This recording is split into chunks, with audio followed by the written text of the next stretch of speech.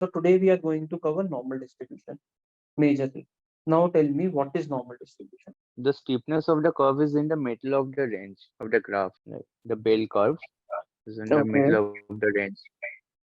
So you're saying the bell curve. Okay, yeah, so that's in the middle of the range of the graph. Like it's not highly steep on the right, positive on the negative side. It's not. It's on the middle of the range, like that. okay, okay. Anyone else? It's characterized by, its symmetric nature about its mean, Yes, yes. and one of the most commonly occurring probability distribution is the normal distribution. Most commonly occur. Yes. Uh, maybe no. Okay. I don't think so. There are many natural things that follows normal distribution. For example, if you take height of people in the class, height of weight in the weight of the people in the class, all these things comes under normal distribution. But it's not like that everything follows normal distribution. See, again, right, before going into it, I need to tell you something. Normal distribution came into the existence because we need something known as error distribution. So, for example, if you have to calculate the distance between Earth and Moon, or the Earth and Sun, how you have calculated, how we have calculated these distances. Let's say Moon. The idea is that when human went there, they were able to put some reflectors on the moon, and based upon the reflector, we were able to send a beam of light, and then we were able to know in how much time the light is getting reflecting from the moon and then getting received on the earth. And that's how we were able to calculate the distance between earth and moon. I'm not sure how distance between earth and sun has been calculated, but no matter what, there are some errors, right? There are some errors no matter how good is your system, even your watches or even the time on your phone. Do you think this is the correct time? No, this is not the exact time. There is always some small error that we face. So to capture those errors, to understand how these errors, we needed a distribution, and that distribution is known as normal distribution. That is one. This is because this is one of the reason why normal distribution is very, very famous. If you see distribution of error, normal distribution will come, right? So this is one thing. Any doubt till now? Distribution of errors is normal distribution. Any doubt? Yeah, so No, it basically calculates the probability. Let's say the PDF calculates the probability of an error occurring. Yeah, it can calculate the error because Okay. the error follow this kind of a normal distribution, Okay, got it. Yeah. right? Right. So that is one thing. But again, there is one more reason why this distribution is very much, you can say, uh, in use. When we say normal distribution, why this distribution is very much in use, we'll come to that. Now coming to this part, it is one of the most popular distribution, and it is one of the most popular distribution. Most of the time you will see that most of the algorithms are based upon normal distribution, given that the data follows a normal distribution. We'll come to that. And again, we have a pdf and cdf function.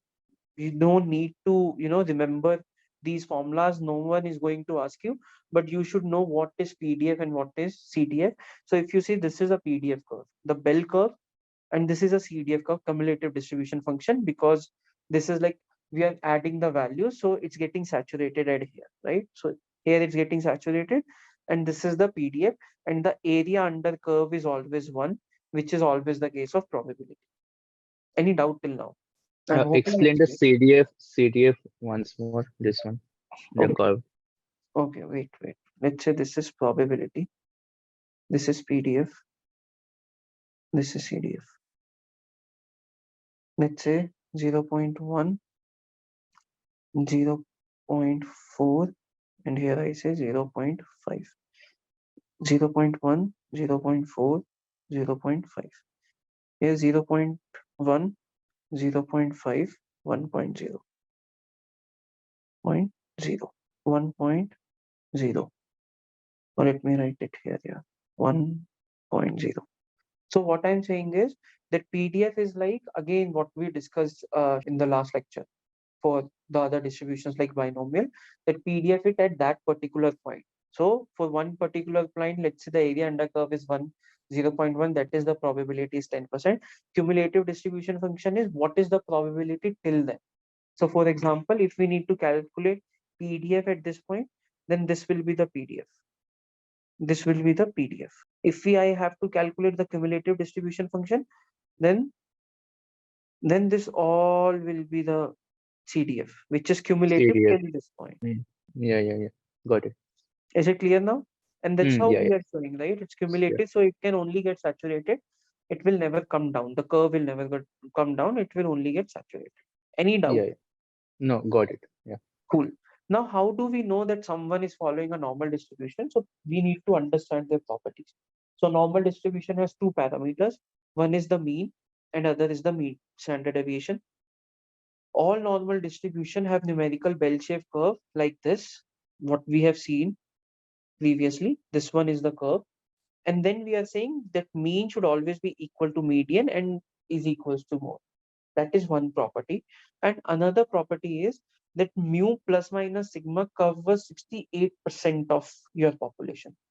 Mu minus 2 sigma, mu plus 2 sigma covers 95%, and mu minus 3 sigma, mu plus 3 sigma covers 99%.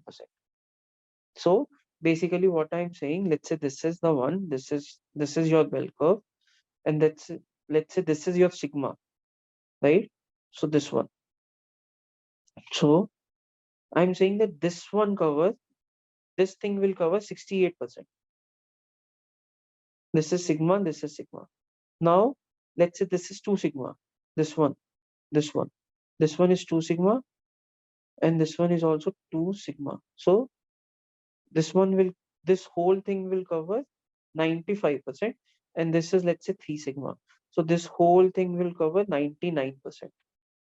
99% of, you can say, data points, or you can say uh, uh, population comes under mu plus minus 3 sigma. Any doubt in this property? This is very important. That's how you get to know that yes, this is a normal distribution. Any doubt, guys? Anyone? Anyone has any doubt? Shumo, thanks man. It's clear. Come on, guys. Yeah. Yeah, Okay, fine, clear. fine.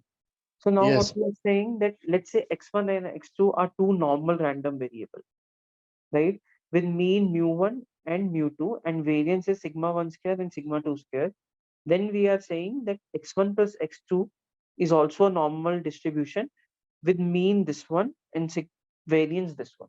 This is a property, you can say, of normal distribution, that if we have two independent normal random variables with mean mu1 and mu2 and variance is sigma 1 square and sigma 2 square, then x1 plus x2 is also going to be a normal distribution, right? And with mean mu1 plus mu2 and variance sigma 1 square and sigma 2 square. Then any normal variable with mean 0 and deviation 1, standard deviation 1, is called standard normal variable. So this is one thing. It's saying that any variable, let's say we have a variable that follows a normal distribution. If we have to convert it into standard normal variable, then its mean should be 0 and deviation should be 1. And how can we convert any variable to a standard normal variable? This is the formula, where z is equals to x minus mu upon sigma, where x is equals to mu plus sigma z.